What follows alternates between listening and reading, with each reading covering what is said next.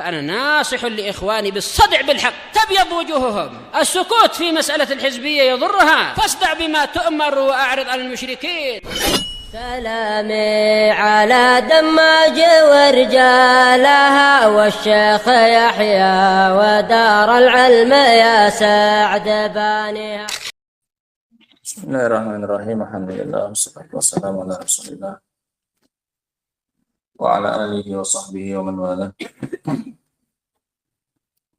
Kita masuk pada ayat yang ke-103 dari surat Al-An'am, di mana Allah Subhanahu wa taala berfirman, la tudrikuhul absar wa huwa yudrikul absar.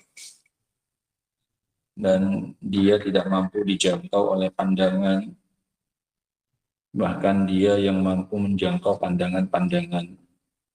Wa huwal latiful khabir, dan dia adalah zat yang latif dan khabir.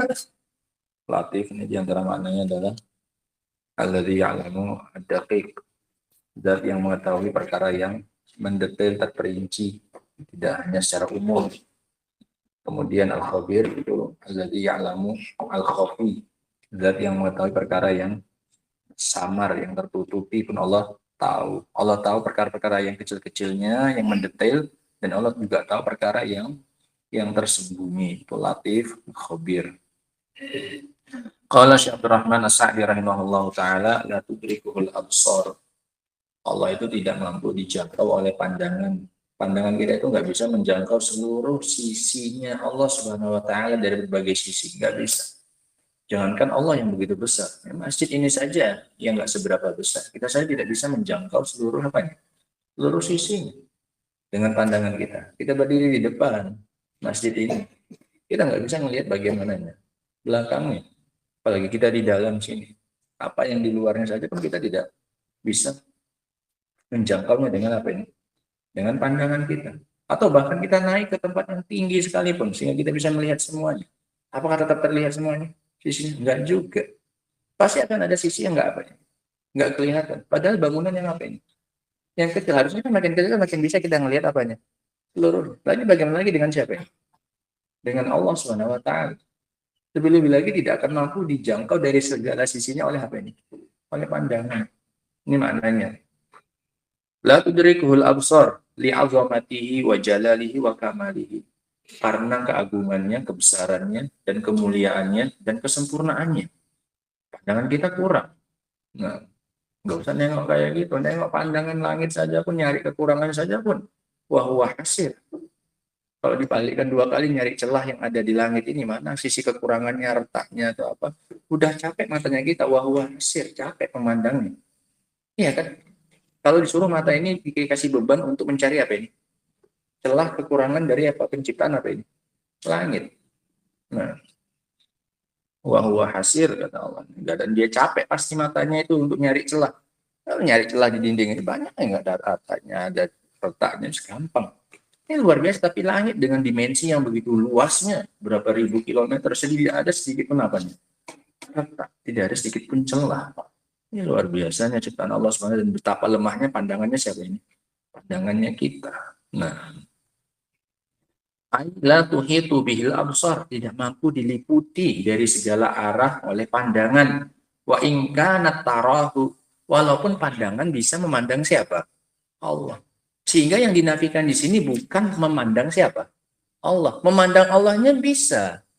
Sehingga ini bukan dalil bahwasanya Allah tidak bisa dilihat. Makanya kata beliau di sini, wa in kana tarahu, walaupun pandangan itu bisa melihatnya siapa? Allah. Tapi nggak bisa melihat dari segala apanya.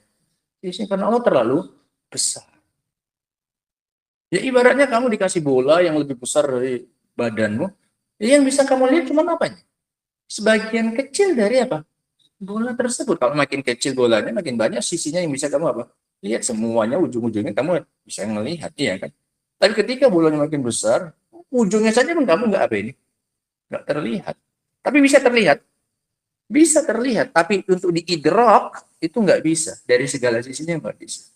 Makanya beliau mewanti-wanti, jangan sampai ini dipahami bahwasanya ini adalah dalil bahwasanya Allah tidak bisa dilihat. La tudrikul absar artinya bukan tidak bisa dijangkau pandangan, tidak bisa dilihat, tidak.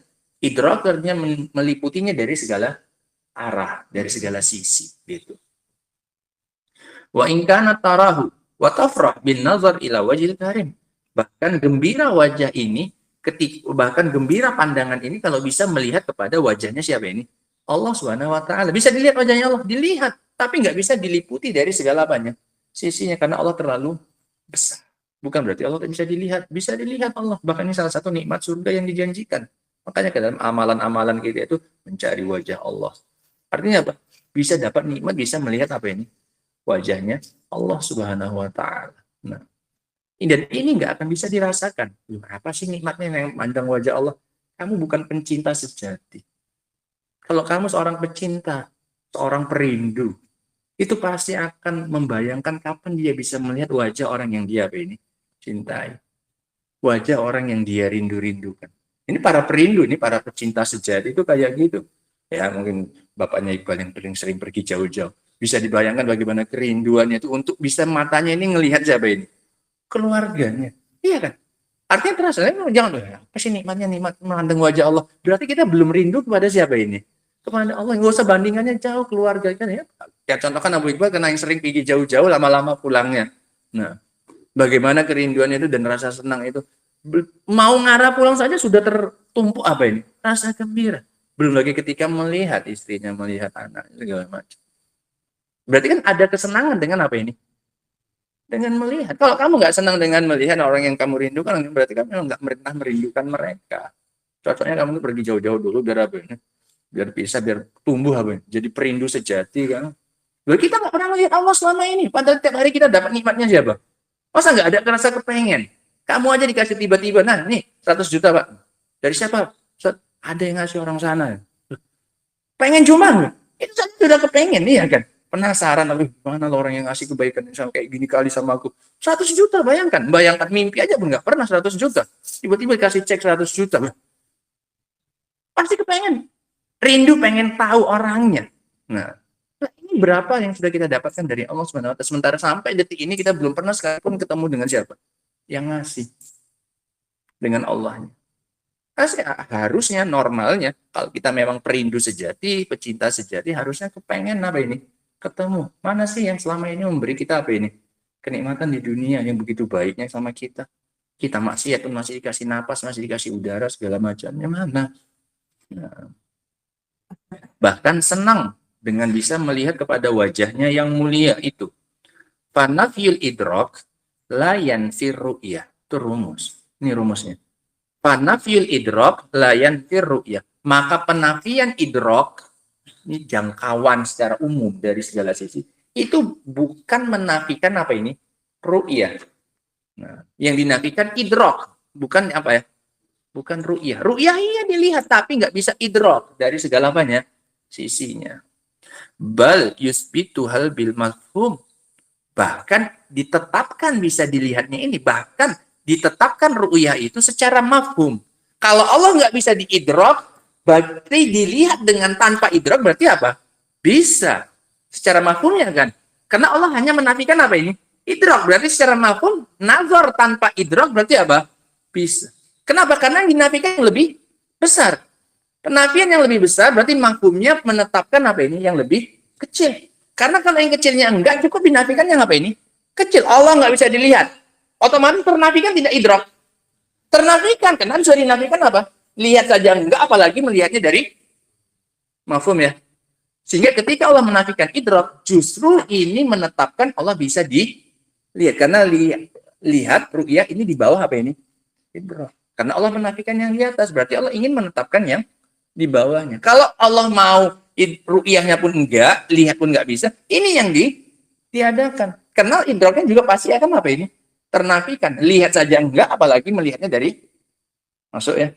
Nah, sehingga ini justru ayat untuk menetapkan ru'yahnya siapa? Allah Subhanahu wa ta'ala. Ini luar biasa ilmunya As-Sa'di ini ya, kawan. Memang betul-betul ini orang sudah bergelut dengan Al-Quran sekian lama, akhirnya dibukakan oleh Allah hal-hal yang seperti ini ya, yang mungkin nggak terbersih di benaknya kita. Kata beliau, bahkan ini adalah dalil untuk menetapkan apa ini? Ru'yah secara mafhum mukhalafahnya namanya.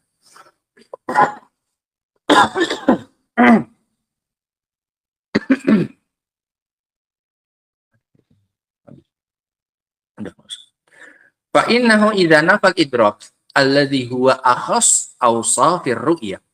Karena kalau Allah menafikan idrak, yang mana idrak itu adalah lebih khusus, sifat yang paling khusus dari ru'yah. Itu kan bukan sekedar ru'yah soalnya. Ru'yah yang paling khusus, karena itu adalah ru'yah dari segala apa?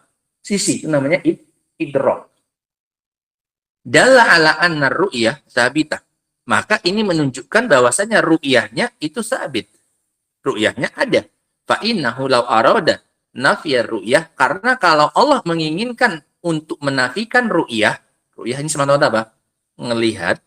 Laqala la tarahul absar. Maka Allah pasti akan mengatakan la tarahul absar. Pandangan tidak bisa apa? Melihatnya. Allah memang mau dinafikan apa ini? Ru'yah. Tapi ternyata nggak kayak gitu. La tudrikuhul absar.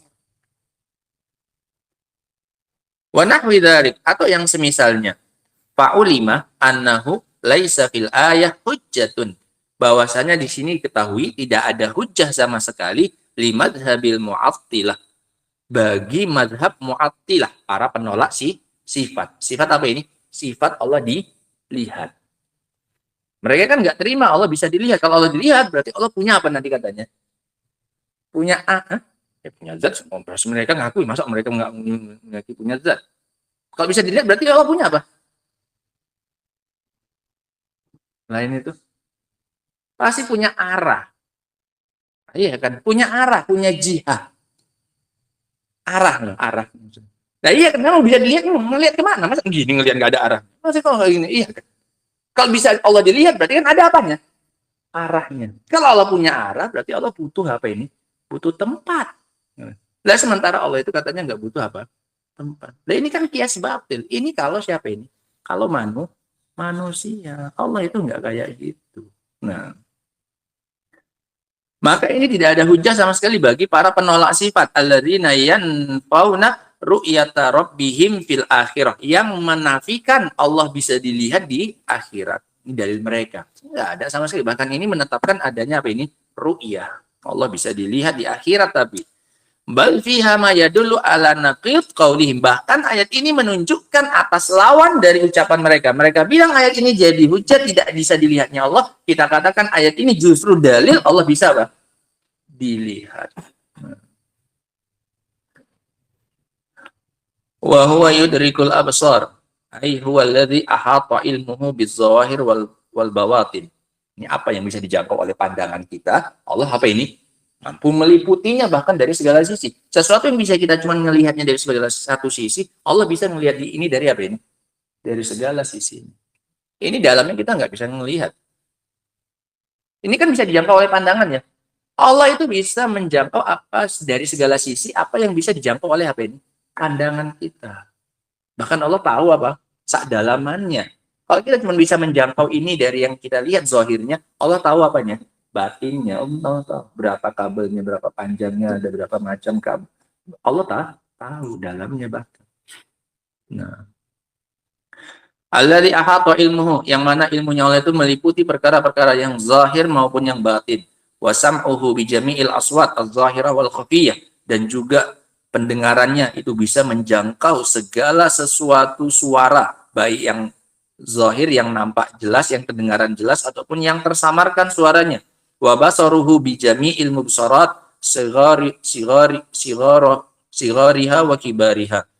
Dan pandangan Allah itu menjangkau seluruh yang bisa dipandang, baik yang kecil maupun yang besarnya. Walihada qol, oleh karena itu Allah mengatakan ini mau yang besar mau yang kecil, yang nyata, yang detail-detailnya pun Allah apa ini? Tahu. Oleh karena itu Allah mengatakan setelahnya wa huwal latiful khabir, dan dia adalah yang latif dan khabir. Ai bi jami'il mubsarat wa sigariha afwan. Ai alladzi latufa ilmuhu, yang sangat mendetail, yang sangat halus apanya? Ilmunya. Karena latif tadi apa? Yang mengetahui perkara yang apa ini?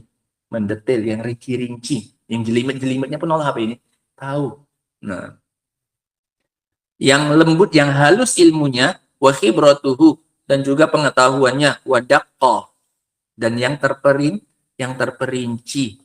Hatta adrakas sarair, sampai-sampai Allah mengetahui rahasia-rahasia, wal khafaya, wal khabaya wal bawatin, rahasia-rahasia dan simpanan-simpanan dan batin-batinnya itu Allah tahu. Wa min lutfihi annahu yasuku abdahu. Ini sebenarnya pergeseran makna yang kedua ya. Latif dimaknakan oleh beliau zat yang mengetahui perkara yang apa ini? Yang detail, yang ilmunya itu halus, bisa masuk kemana-mana, yang detail itu bisa masuk, kan gitu ya, lembut, halus ya. Nah, kemudian beliau geser maknanya kepada makna latif yang kedua. Maknanya latif itu yang perhatian, yang ngurusi hambanya, al-muhsin, yang berbuat baik kepada hambanya. Itu latifun bi ibadihi. Ini geser sedikit maknanya, walaupun itu bagian dari konsekuensinya. Kalau Allah mengetahui hal-hal yang mendetail, berarti konsekuensinya Allah akan mengurusi itu juga. Berapa jumlah bulir yang keluar dari satu batang padi, Allah tahu itu, maka Allah juga akan apa ini?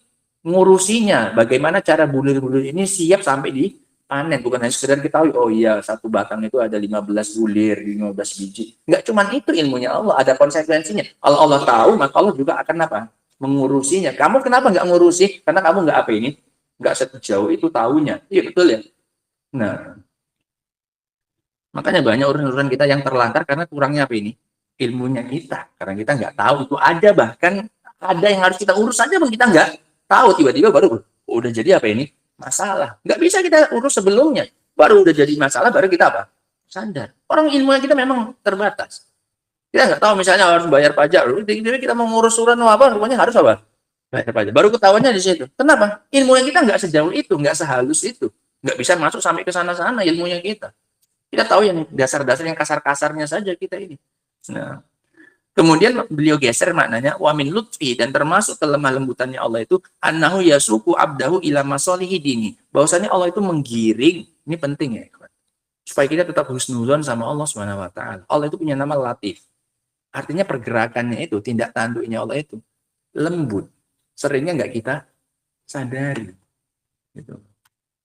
Jadi pasti banyak rahasia sebenarnya. Makanya ini diantara bentuk latifnya Allah itu, Allah menggiring hambanya kepada kemaslahatan agamanya. Allah giring, dalam keadaan kita nggak sadar sedang digiring untuk kebaikan. Gitu.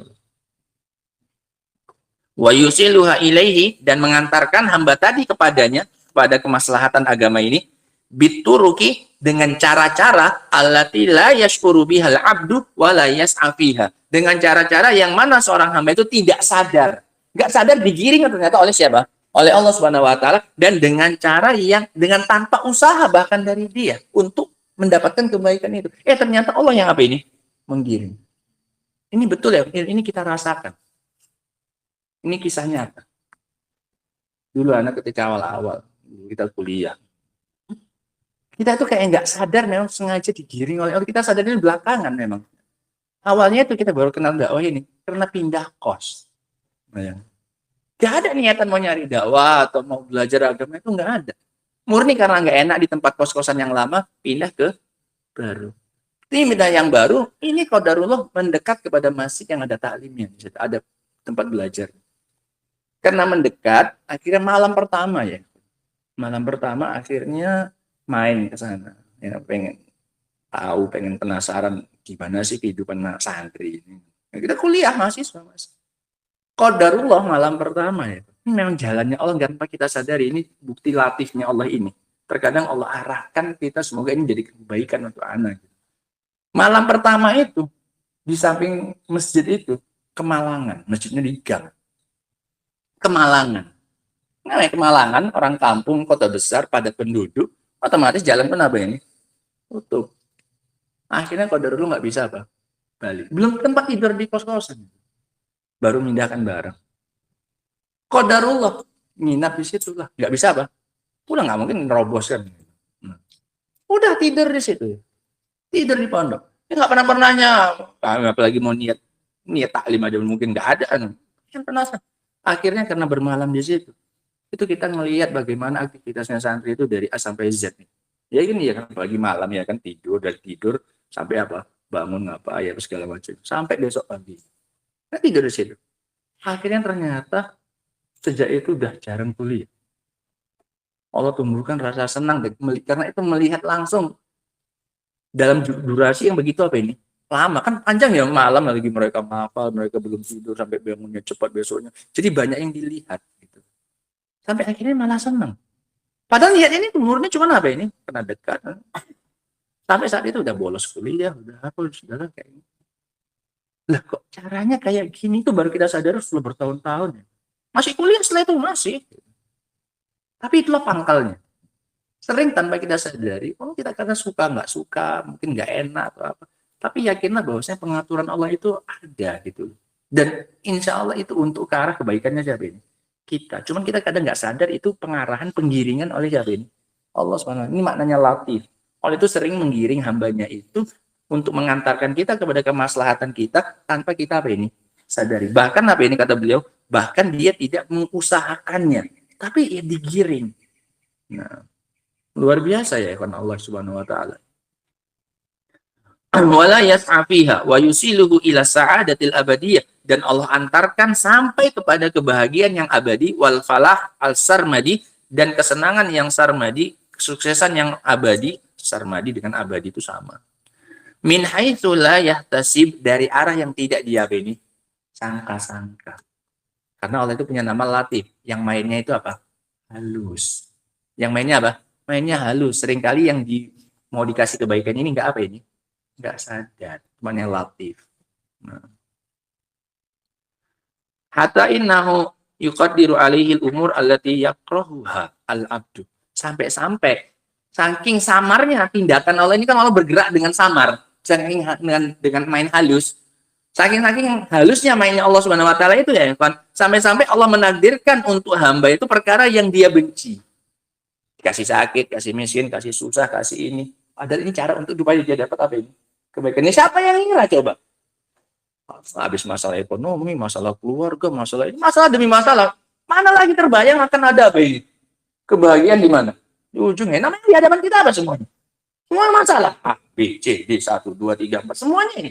Ini saking samarnya mainnya siapa ini? Allah sebenarnya samar. Punya dia. Memang namanya Allah salah satunya Latif. Allah bertindak dengan apa ini? Dengan sesuatu yang tidak disadari oleh siapa? Tapi ini dikasih semuanya. Nah. Allah. Sampai-sampai dia menakdirkan untuk hamba apa perkara-perkara yang dibenci oleh hamba itu. Wa yata'allamu minha. Bahkan hamba itu merasa tersakiti pun bahkan dengan takdir itu. Tersakiti. Kurang apa coba?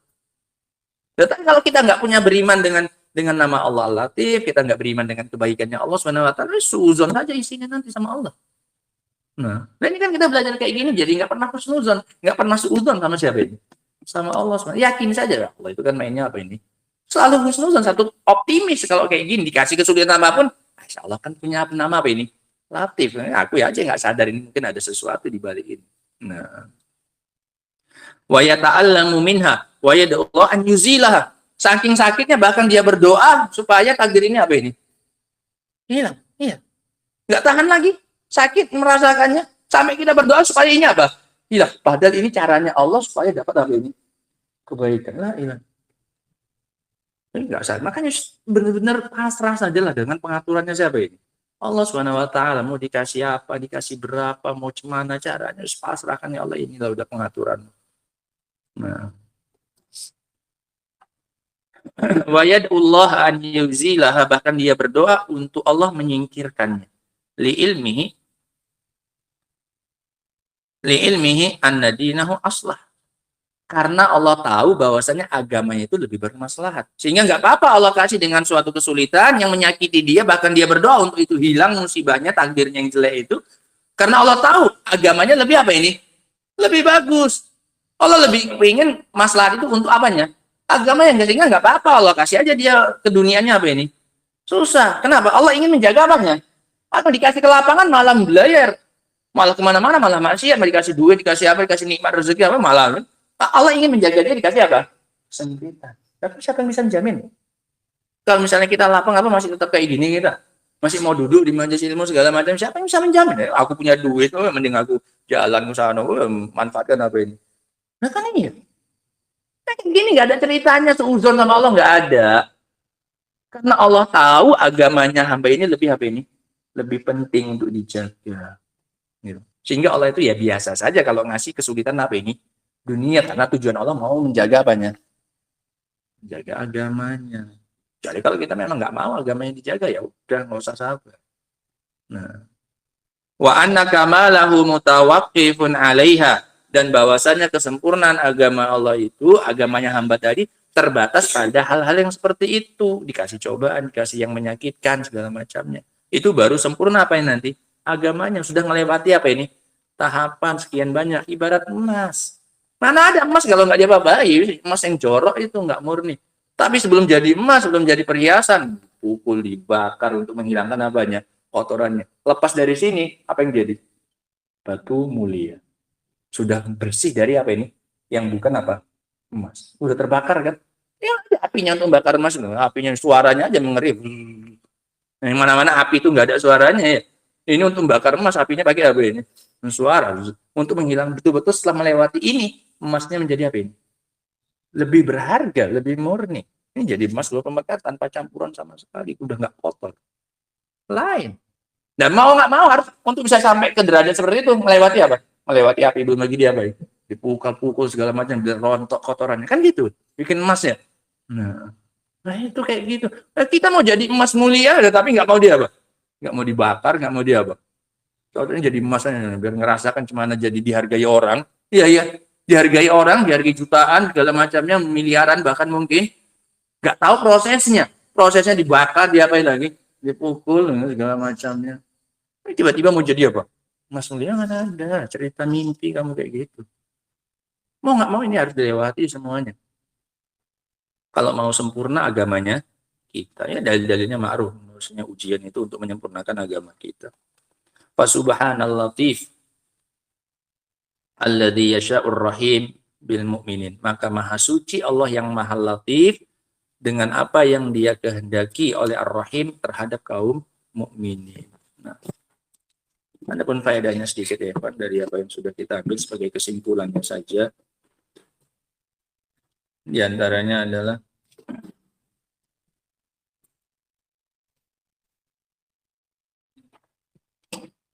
penafian idrok dari Allah Subhanahu wa taala.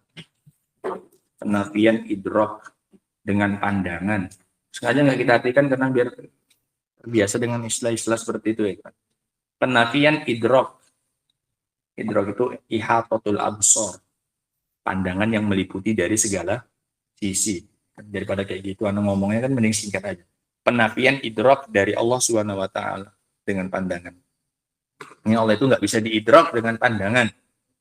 Sehingga faedah yang kedua mafhumnya. Penetapan bahwasanya Allah bisa dilihat. Ini kan mafhumnya. Penetapan bahwasanya Allah bisa dilihat. Karena yang dinafikan adalah apa? Yang lebih khusus, yaitu idrok. Sehingga ru'yah, ini jelas bisa. Karena kalau Allah ingin menafikan ru'yah juga, ya ru'yah yang dinafikan. Karena idroknya pun juga akan apa? Ternafikan kalau sudah ru'yah dinafikan.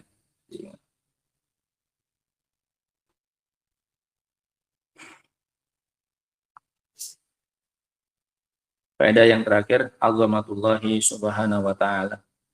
Besarnya Allah subhanahu wa ta'ala. Kebesaran Allah subhanahu wa ta'ala. Ini menjadi ilahnya. Alasan Allah tidak bisa dijangkau oleh pandangan dari segala sisinya karena Allah terlalu apa ini? Besar. Keagungan dan kebesaran Allah subhanahu wa ta'ala.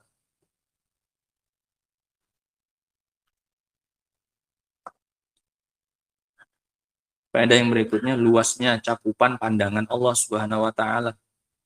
Luasnya cakupan ilmu dan pandangan dan pendengaran Allah Subhanahu wa taala. Wa huwa yudrikul absar. Walaupun contohnya pakai absar. Allah mampu menjangkau dari segala sisi apa yang dijangkau oleh apa ini? Pandangan, tapi juga termasuk apa ini? Oleh pendengaran. Iya kan? Bukan terkait dengan hanya sesuatu yang bisa dilihat saja, tapi sesuatu yang bisa didengar juga. Nah, kalau ini digabungkan jadi apa ini? Ilmu. Iya kan? Nah, kalau Allah bisa menjangkau apa yang dijangkau oleh mata, bahkan lebih dari segala sisinya, dan Allah bisa mendengar suara yang semua suara yang bisa didengar, ataupun bahkan yang tidak bisa didengarkan oleh manusia, sehingga terkumpul padanya sifat apa ini? Ilmu. Karena ini kan dua jalan utama mendapatkan ilmu. Untuk mengetahui pakai mata sama pakai apa ini? Telinga, sampai pendengaran. Kalau ini dua-duanya udah sempurna, bisa menjangkau segala sesuatu, maka ilmunya pun pasti apa ini? Sempurna. Iya. Faedah yang terakhir, isbatu ismillahi ta'ala al-latif wal khabir. Penetapan dua nama Allah Subhanahu wa taala. Latif dan Khabir. Penetapan dua nama bagi Allah Subhanahu wa taala, Latif dan Khabir. Latif yang mengetahui perkara yang mendetail, yang maha halus. Nah, yang maha halus tindakannya, kadang kita nggak sadar. Dan juga Khabir yang mengetahui perkara yang samar, yang tertutupi. Nah, wallahu taala alam bissawab. Al-ma'dzarah 'alal italah. Nah, ada urusan yang penting tadi ya kan. Wallahu taala alam bissawab. Alhamdulillah. Subhanakallahumma wa bihamdika asyhadu an la ilaha illa anta astaghfiruka wa atubu ilaik. Walhamdulillahirabbil alamin.